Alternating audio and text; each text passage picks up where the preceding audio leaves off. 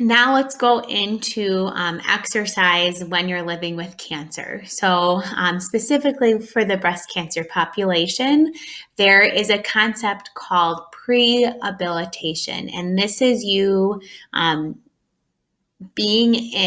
participating in an exercise or rehab program before you have your surgery or certain treatments.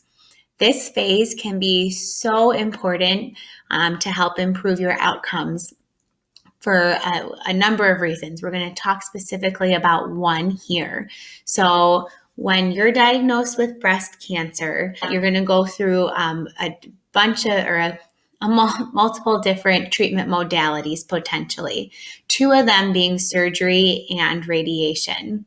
Because what's affected with your diagnosis is in your chest, the surgery and radiation that you get has the ability to affect these muscles. So your chest muscles can get tight because of where you're getting your treatment at. And what that can cause is your shoulders to round forward and to limit your range of motion.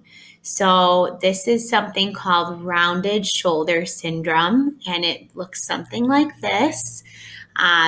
Rounded shoulder syndrome is actually very common just in the general population because of sitting at our desks all day and having more sedentary jobs, driving, and looking at our technology more often. It can cause this specific muscle imbalance where chest muscles are tight, our certain shoulder muscles are weak, causes our shoulders to round, and then it puts us more at risk for injury when we're doing certain movements with our upper extremities, and it can also limit our range of motion.